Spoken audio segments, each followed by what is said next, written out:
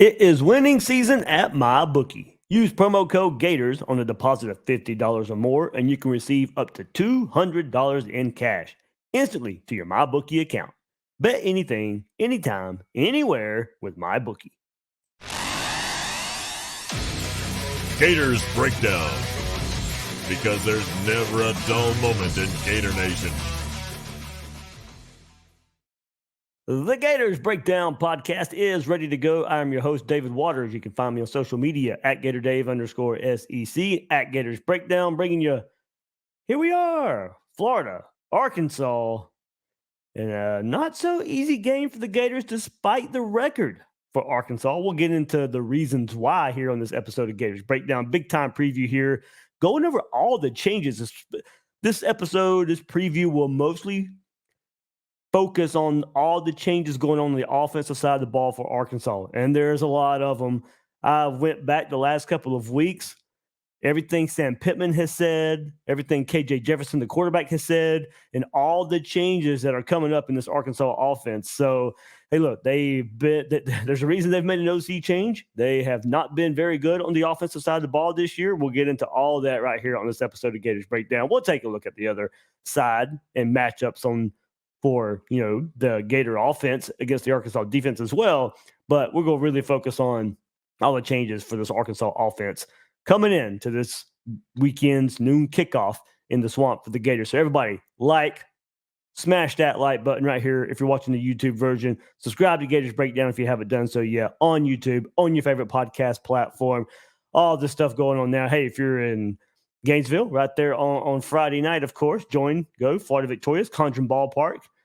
Members get in free for the event. You get to see all the student athletes that are part of Florida Victorious. A lot of them will be in attendance there at Conjuring Ballpark, 5 to 7, right there, Friday night before this Arkansas game. You can become a Florida Victorious member, take 20% off your first month using promo code GatorsBD. And, of course, you can join Gators Breakdown Plus. Link is in the description to join there as well. Extra episodes, Discord chat, ad-free episodes.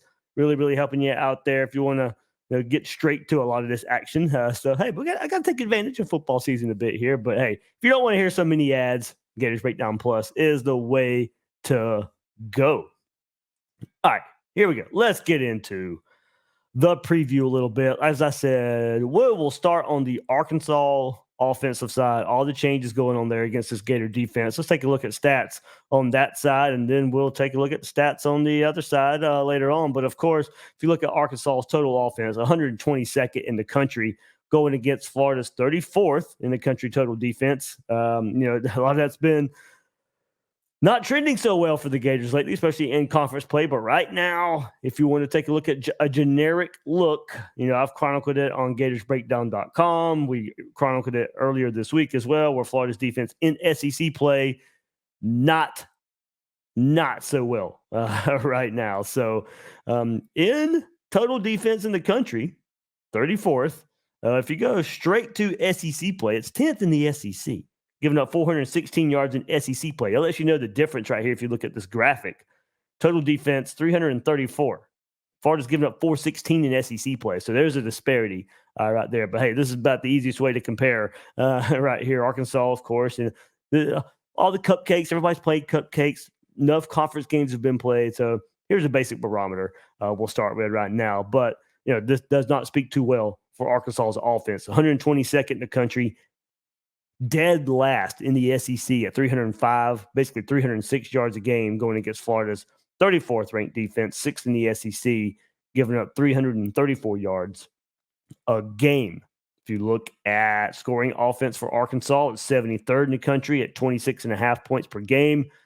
Gators tied for 50th, giving up 22, basically 23 points a game. So Arkansas scoring 26, Florida giving up about 23. If you look at the rushing offense for Arkansas, 114th in the country, 109 yards a game, going against Florida's 49th ranked rushing defense, giving up 130.5 yards a game. Then the passing offense right here for Arkansas, 105th. I mean, look, all these total offense in the hundreds, rushing offense in the hundreds, passing offense 105th, 197 yards a game.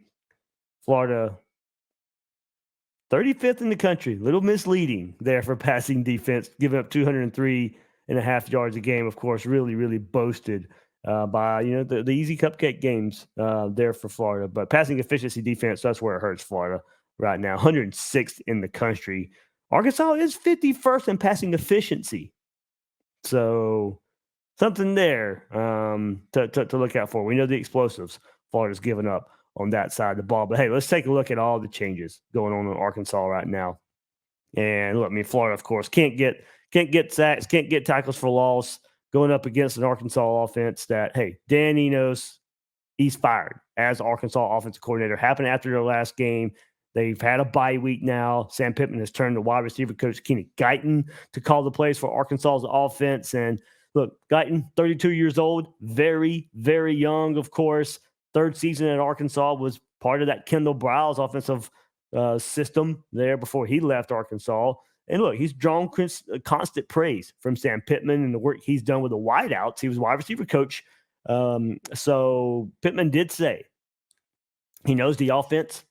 Obviously, he's going to need some help probably in the run game, which his expertise would be the pass game as a wideout coach. He's a very intelligent guy. I thought he was the most intelligent guy in the whole offensive package. So that's why I went with him. So here we go, guys. This is Guyton's first play calling experience. Pittman said himself he'll be more involved in the offensive meetings while Guyton adjusts to calling plays for the first time. I just went over a lot of the stats for you. Change was certainly needed at Arkansas along the at the offensive coordinator spot. And Danny knows I was not crazy about that hire anyway. You go back to what, Miami in 19, and Florida and Miami are opening up that season. He was the OC for that 19 Miami team. Kind of just going back to that, what we knew of him then, but also just he's never really excited me as an offensive coordinator. And really, the biggest reason change was needed for Arkansas, and probably a new look needed, was because of KJ Jefferson, the quarterback. Posted career lows right now. A new scheme for him, new system for him. He's posted career lows in yards per attempt, completion percentage, passer rating, and is getting less than 2 yards per carry as a runner. I mean, this was thought to be one of the best quarterbacks in the SEC coming into this year, and he's posting career lows in a year that was supposed to be his best year. He came back to play so well for an Arkansas team, helped them win a whole lot of ball games, just has not been there. KJ Jefferson's completed 143 of 210 passes, 65.3%, not terrible, but for only 1,547 yards, 14 touchdowns, only 200 yards rushing this season, been sacked a ton, so of course that plays into it. But in a touchdown through 8 games this season. I mean, the coming in, he was boasted, and rightfully so. He's played really well. He ranks first in Arkansas's career touchdown responsibility list with 82, 62 passing touchdowns, 20 rushing touchdowns. He's 2 passing touchdowns shy of matching the all-time school record. So now it's about getting him back to form for this Arkansas offense. Sam Pittman did say, I do think that we've got to allow KJ to take some of the things off his plate that we're obviously trying to teach him for now and for his future. But we need to take those things off his plate because he's not playing fast and he's not as accurate throwing the football as he's been in the past. Some of those things have to be mentally. They have to be mental, and what we've got to do is take some things off his plate as well. So we'll try and make it easier with all this change going on. And look, Pittman, of course, the professional, has had positive things to say about Enos and the way he's handled things following the departure. He detailed some of the frustrations. Going back and looking at articles on Arkansas's 24/7 site, on 3 sites, it's KJ Jefferson being in the pocket a whole lot and not moving the pocket a whole lot in obvious passing situations to help a struggling offensive line for Arkansas, and as well as Jefferson. So look for Guyton to implement, getting his quarterback moving. Something I think is really, really it should have been implemented in the first place. That's one reason Enos was fired. But look, I'm telling you guys, if you go back and look at Arkansas press conferences and interviews the last couple of weeks, they are pretty much spilling out what they are going to do on Saturday. After the change, Pittman went on to also say, I think we threw 29 pocket passes on Saturday, and that number's got to be closer to 8 to 10. So, guys, I'm telling you, KJ Jefferson is going to be on the move a lot Saturday. He says we can still throw the football. We did it under Briles' offense, but it wasn't the drop back. Here we are. This is the point. We just can't do it. We can't physically hold up right now. And honestly, we're getting so much blitz and twist and stuff. I don't know if a lot of people can, especially our young tackles. I mean, they are letting the masses know what they want to do to get KJ Jefferson comfortable. Florida's got to be prepared for it. Florida's got to be prepared for this new look. Be prepared for a quarterback that's going to be on the move a lot. And look, all this has continued with Jefferson in interviews the last couple of weeks, saying he would like for the Arkansas offense to return more to an up-tempo style offense under Kenny Guyton. Jefferson understands, they can't start from scratch, of course, but get to something he's been a little more comfortable with. And like attacking weaknesses that the fast pace can give you against defenses. He says, quote, we're going to run the same thing, just a slight difference in the offense as far as going tempo and being able to do certain things that we're good at and being able to build off those things, Jefferson said. The thing about going fast is it creates an advantage for us and disadvantage for the defense for them trying to get their calls in. We mainly catch them in base defense. We know what their base defense is. We're going to be able to attack different areas of the field. In the fast-paced tempo, it's been great to us. Being able to put points on the board and get up on defenses quickly. I would like to see us moving forward, boost the speed of the game up a little bit, and catch defenses in bad situations and take advantage of it. If Kenny Guyton, I'm sure he's going to listen to what his quarterback likes to do. Jefferson frustrated this year under Dan Enos, sitting in the pocket too much. But now, maybe putting some tempo in, getting the quarterback on the move. There's a lot of change going on, a lot of change that we have not seen this year. How much of it is similar to what Kendall Briles was doing since Guyton was under him a bit, learning from him? You're probably going to have to go back to some of that, but this is new territory. And Billy Napier was asked about that. What does Billy Napier think of all of these changes? He spoke on Wednesday's SEC teleconference about all these changes for Arkansas's offense. How do you go about preparing for an offensive coordinator who doesn't have a history of calling plays yet, and what do you expect from them offensively? Well, I think you're asking the question for the right reasons, and certainly, we've got a process that we began late last week in terms of, with the second tier of the staff in terms of prep, but I think they've got a good group of players. Obviously, the quarterback's a fantastic player. He's a very accomplished veteran player. Big, long up front, can play with power, and they've got a unique group of skilled players. So it is a challenge, and I think for the same reason you're asking the question, I do think it's there are things that come with that. That's kind of what I mentioned earlier that are a little bit unique. So we're working hard on it, and got a ton of respect for Coach Guyton. Obviously, he's a very accomplished player, and he's had a good career as an assistant coach, and I know he'll be excited for the opportunity. All right, guys. So there it is. This is going to be a different offense than Arkansas has put on the field this season. Pittman said they've cut the playbook by about 30%. So it's going to be things KJ Jefferson's comfortable with, things he does well. Pair that with the tempo. Pair that with moving the pocket. This defense better be ready for a new look and better be ready to adjust in game. And look, while mobility is, as far as moving the pocket is brought up to help the passing game, his overall mobility needs to be watched out for too. You heard Billy Napier say his power, KJ Jefferson, the quarterback there, he's a capable runner. And a more than capable runner. So I think they're going to rely on that a bit as well to help get him comfortable, help this offensive line at Arkansas.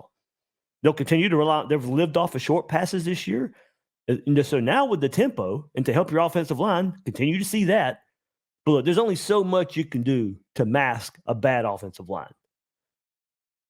So Florida does not need to let all these changes get the best of them. Simply, you cannot lose to a first-time play caller, take it over in the middle of the season. I don't care how bad the Florida defense has looked up to this point. I don't care about all the changes. You've got to be able to adjust. You've got to be able to come up with some type of plan to be able to adjust. And look, there's got to be going back to last year, seeing what they've done under Bryles. It's going to be as similar as to that as they can get. Stuff KJ Jefferson's comfortable with. It's inexcusable. I'm sorry. I don't care how much new it is. As bad as this offensive line is, a first-time play caller, this is where you've still got to come out on top if you're a defense. And this is where I expect, if you start looking at Florida's personnel, Scooby Williams, player to watch, and the safeties. The safeties coming down, helping with a mobile quarterback, taking away run lanes. But Scooby, and those safeties, attacking earlier in the season, haven't seen that a whole lot. But I think with a quarterback that's going to be on the move, a quarterback that's going to start using his legs, you're going to have to spy him. I think Scooby is the guy for that, to kind of get back into form against a struggling offensive line. Offensive lines being able to take him away, a little undersized for the linebacker spot right now. But I do think if you're going to have a quarterback on the edges right now, Scooby's your guy to look out for this Gator defense. But I'm specifically looking at, if you're going to probably sit there and game plan for somebody for Arkansas's offense, and if I'm Florida's defense and seeing what we have done well at times this year, I'm looking at Scooby Williams to have an important role in his play on Saturday versus Arkansas. All right, I do have to insert this. I recorded the Arkansas preview before the news came out that Shemar James is going to be out for the rest of the season with a dislocated knee.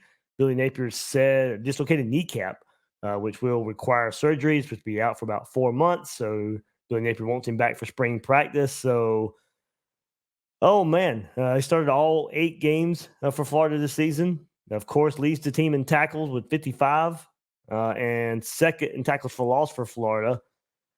This one stings, of course, and look, it's not going to change my prediction for Arkansas when you listen to that later this episode to get the prediction, but puts even more on Scooby Williams to have that game that I'm talking about. But now, guys got to step up. A Derek Wingo, a Taraja Mitchell. Lately, I tell you, I mean, the position as a whole has left a lot to be desired. And we're looking for progress for this Gators defense to finish out this season. And this is a big, big blow to that. And now when you go up against LSU and Missouri and Florida State to finish out this year, you're not going to have what might be your best player on defense to finish out this season. Has it been trending well for the defense lately?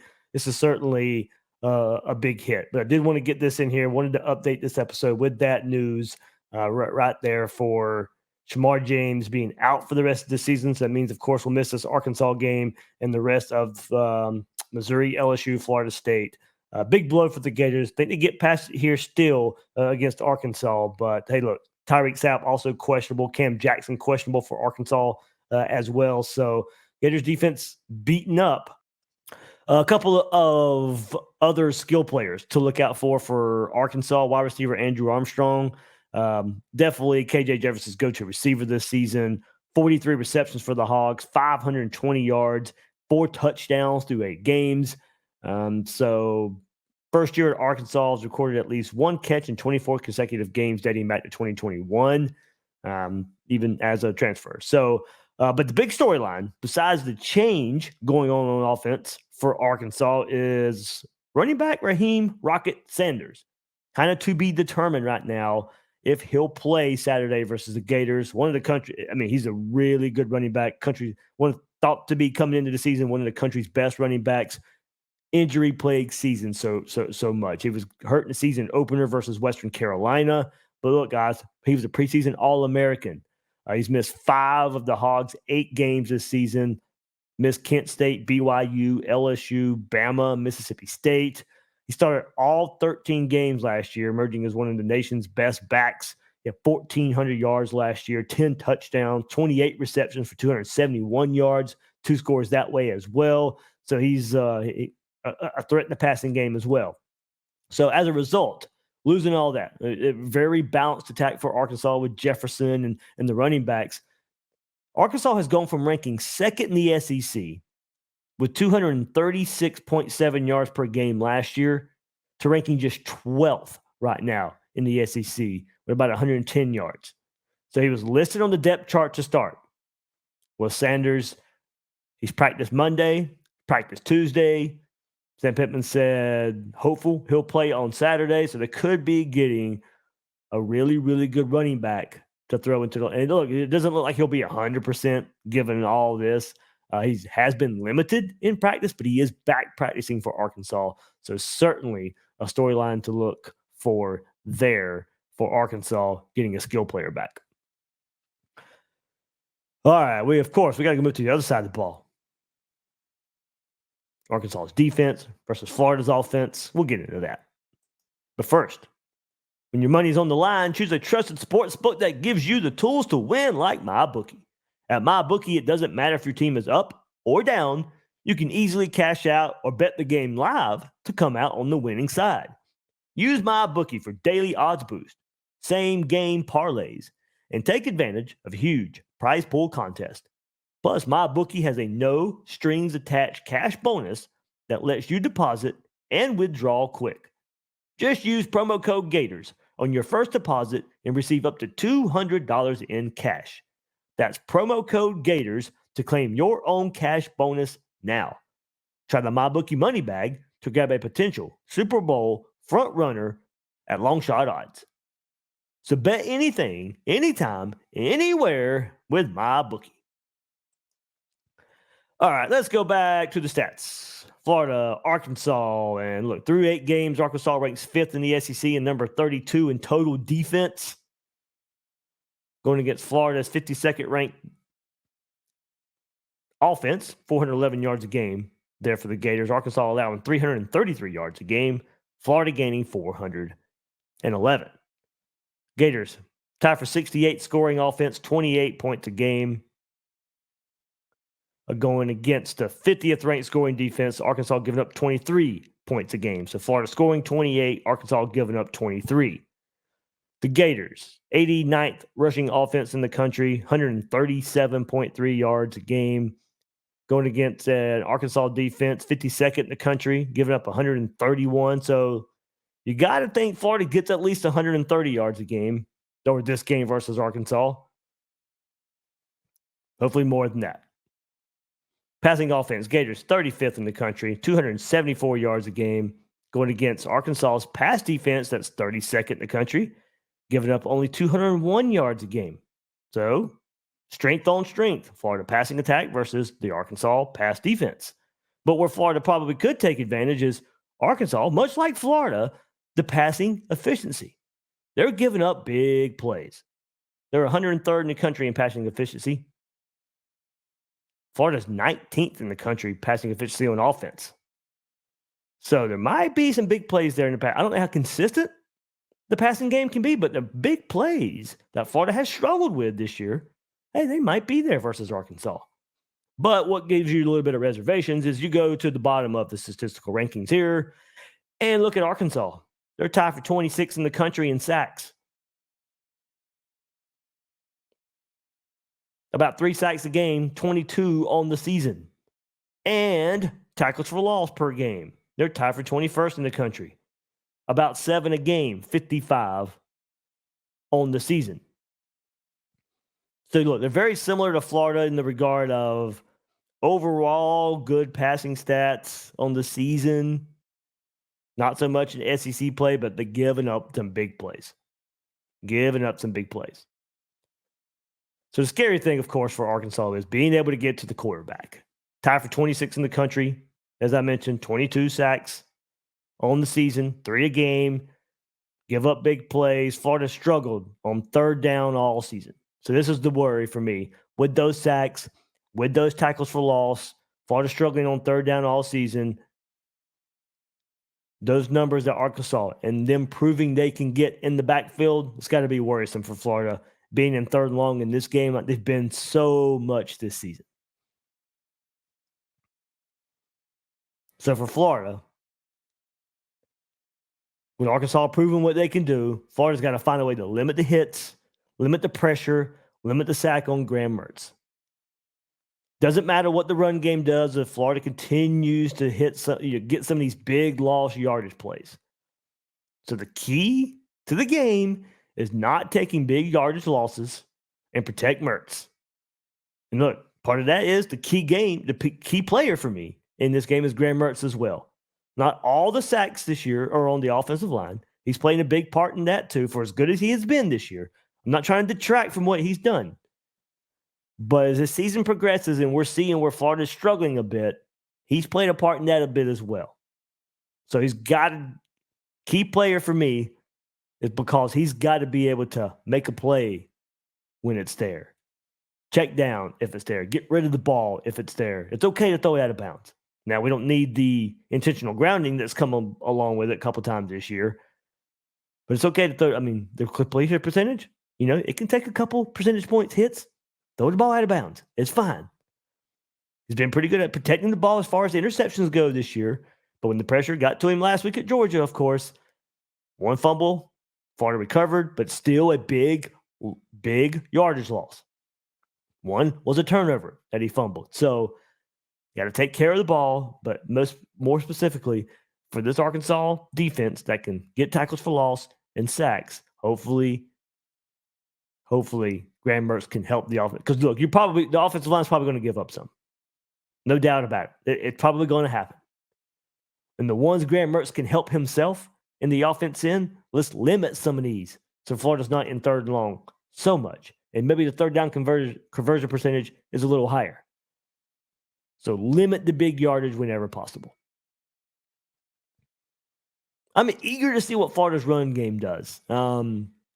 And if Florida can hit those big passing plays. I mean, this may be, if you could get the run game going enough, this may be where Florida's play actions finally pay off. But I'm so scared now because it does seem like when Florida gets near midfield and Billy Napier is dialing up that play to go deep, that's when those sacks that I just talked about happen.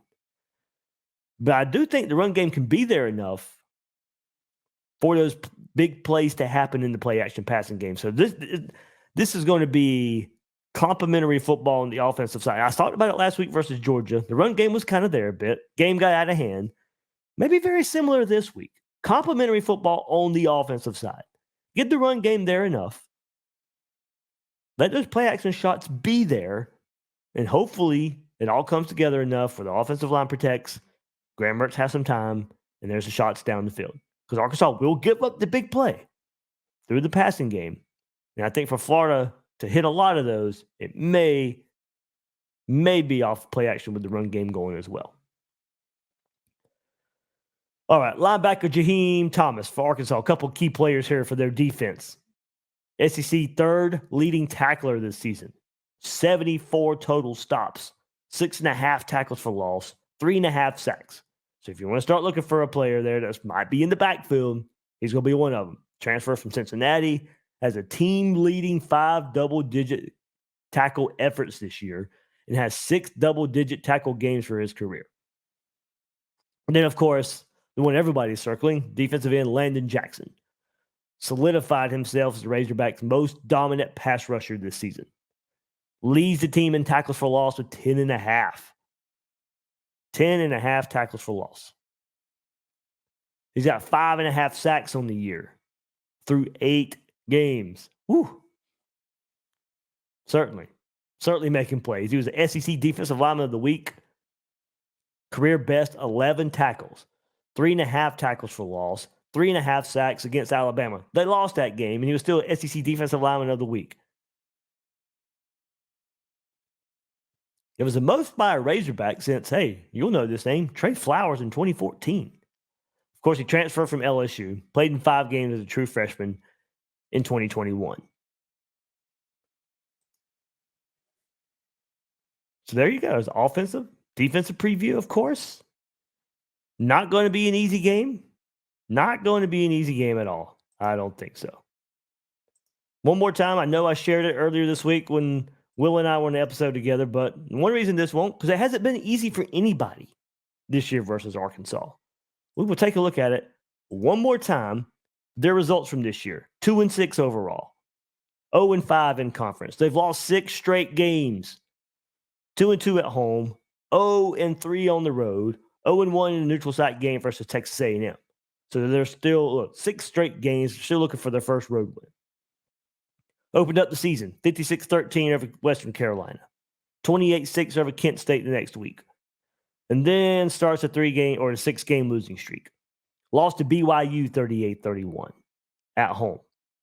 Then they go to go to LSU. At LSU, they lose 34-31 against one of the best offenses in the country. Right now, statistically, the best offense in the country.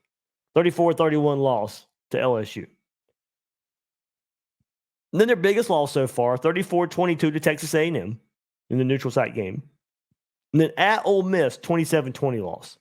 At Alabama, 24-21 loss. Mississippi State, a 7-3 loss. And then the bye week and now the Florida game. So they've played all their teams tough, except maybe Texas A&M. Final score, of course, 34-22 there. But playing Alabama late. Alabama jumped up big. Arkansas stormed back. 34-31 at LSU. That's not an easy place to play. We'll find that out in a couple of weeks. But Arkansas is certainly not going to make this game easy for the Gators. Now, all the changes, playing people tough, we'll see. We'll see what that means for the Gators. But for me, back against the wall, at home for the Gators, I think the Gators get it done. 27-20. I think it's going to be another close one-score game for Arkansas, but I think it's going to be their 7th straight loss. Arkansas is going to give Florida everything they can handle, and it will be a good win. They play everyone tough. All this change. We don't know what to expect from their offense. Look, that can go the opposite way as well. All the newness could actually be worse with a first-time play caller. That's very possible. Especially if Florida jumps up on them early and they panic a bit. It could. Remember, I don't want to necessarily try to equate this, but remember when Florida made the change from Todd Grantham and then, who was it? Charleston Southern comes into the swamp and, hey, we just magically thought Grantham's not on the sideline anymore. Christian Robinson, a first-time defensive coordinator, and then the defense maybe even looked worse. So if I want to compare it to somebody, a first-time play caller, getting his first chance in the middle of a season or toward the end of the season.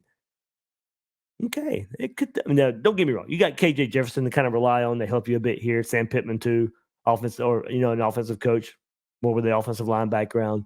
But it's kind of similar to that. And I'm not expecting that to happen, but hey, look, we have a internal documentation to go back on and look at what a first-time play caller as a replacement mid to late season, how bad that can go. I don't know if Florida's defense can force that. I think that's probably going to be part of that as well. There's an avenue there, but I'm not sure the Gators defense can force it. I think Mertz plays well enough to keep Florida ahead in this one. I think Florida gets up. I think Florida I don't think it will be as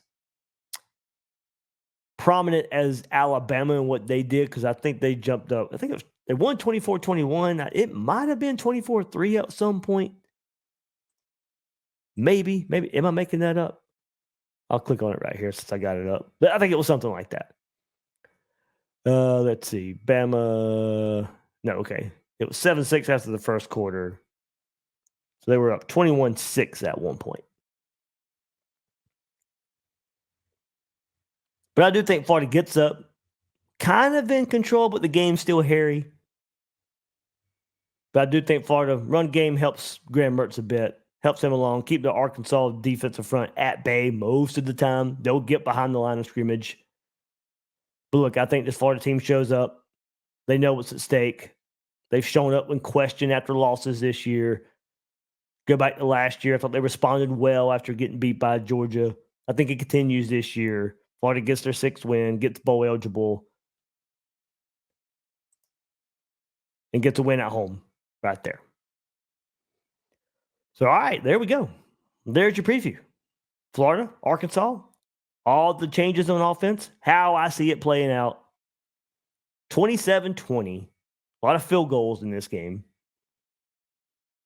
Gators over the Razorbacks. That'll do it for this episode of Gators Breakdown. I am your host, David Waters. You can find me on social media at GatorDave_SEC. Guys and girls out there, thank you for joining me on this episode of Gators Breakdown.